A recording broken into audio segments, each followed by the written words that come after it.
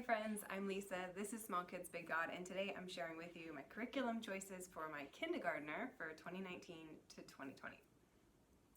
So first off, let me share with you, I have a fourth grader, a second grader, a kindergartner, and a 3-year-old, and we do many of our subjects together, but this is a specific group subject and kindergarten video, and then I'm going to do another one with my second and fourth grader combined to kind of share what they're doing because they do similar things. And let me start off, now that you know my kindergartner is my third child in school. Let me just start off by saying, if your kindergartner is your oldest, don't do school like this. I didn't when my oldest was in kindergarten. This is a very customized to my daughter, my 5-year-old, curriculum. She really wants to do school. She's 5.5, and last year I kept having to push her to stop doing school because she just was always asking for things to do. And the truth is, we spend a couple hours every morning, her brothers do at least, working on school, and so she wants to be a part of it. And she started writing on her own, and she was asking to read, so last year we started reading curriculum. And so she just wants more and more and more school. And so that's why we have this much stuff.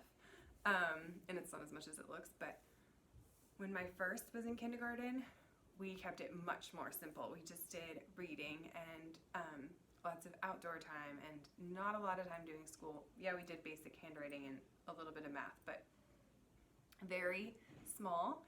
But this is a very customized to my daughter curriculum. So let's check it out. So we do Bible time together. We start with that every morning. And what we're doing for Bible this year is a little bit different. We have done Bible study guide for all ages. For the past 2 or 3 years, there were 416 lessons, and we just finished them at the end of the school year. So my kids wanted to jump back in. They liked it so much that they just wanted to do it again, but I needed a little bit of a break.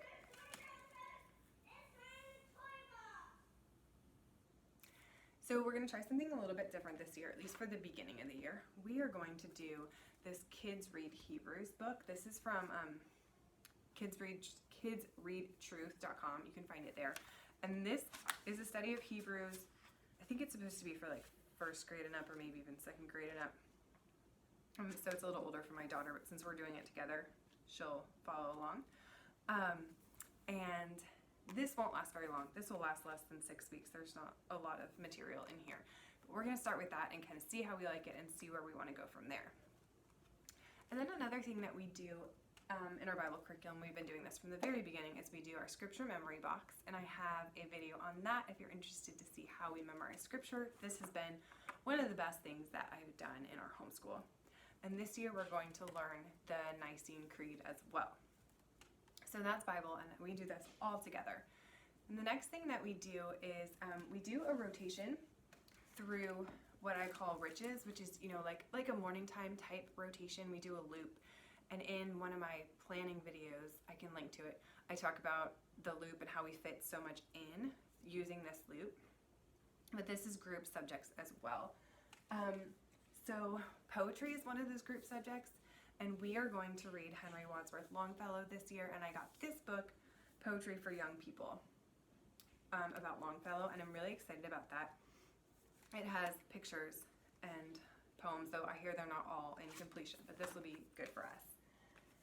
We always do habit training. Well, we've been doing habit training, and my daughter, my kindergartner, has been a part of that.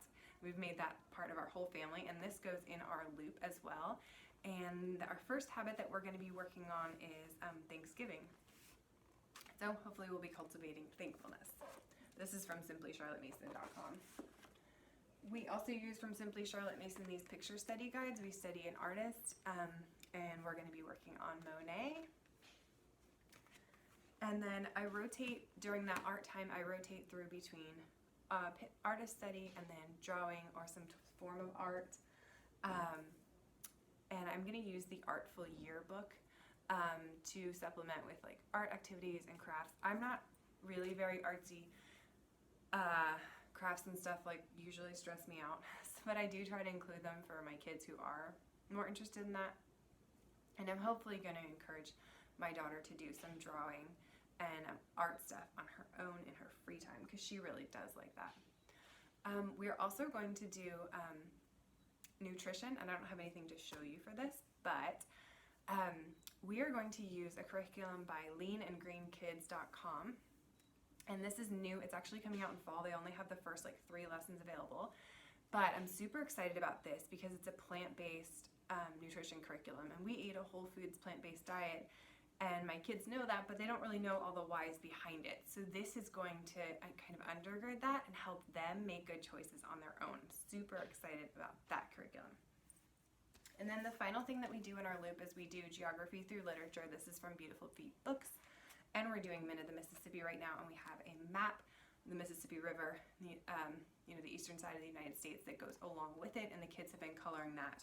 We've been working on this from last year. So then something else I wanted to include for my daughter, we have actually never done fairy tales or Mother Goose in any significant way in our homeschool at all. But I'm going to take the time to sit with her and my 3-year-old every morning, and we're going to read either fairy tales, Mother Goose, or we're going to read ballet stories. This is the illustrated book of ballet stories. It tells the stories of, many different ballets, like Sleeping Beauty and Giselle and stuff, and then it has the music to go with it.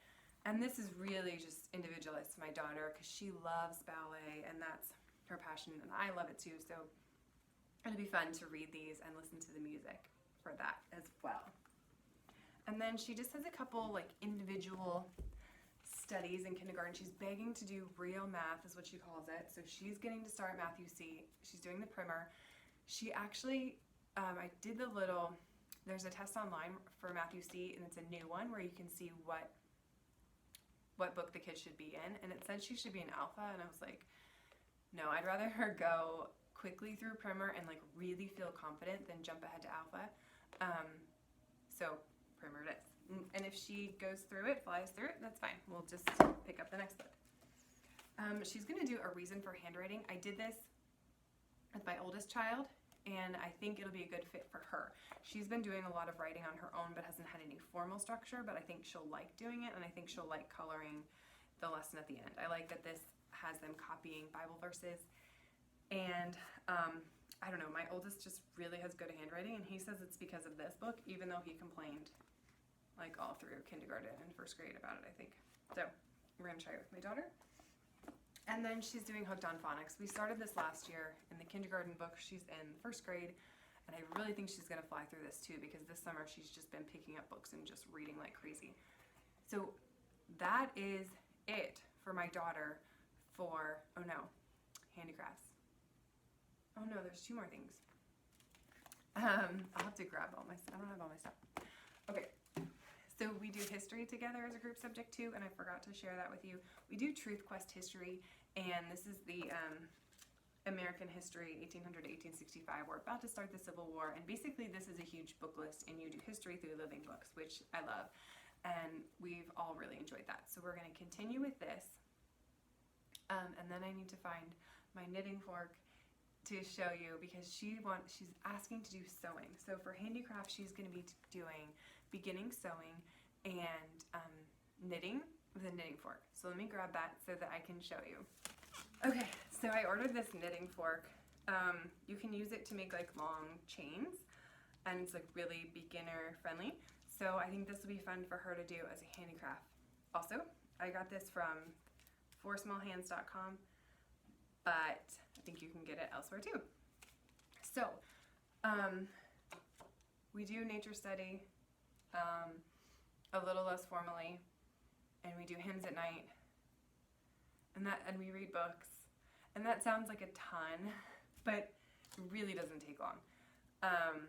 And I'm really flexible about it and relaxed, and especially for kindergarten, yeah. So we want to just love learning. That's one of our goals in our homeschool.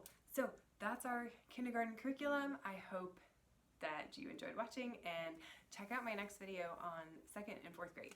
Thanks for watching.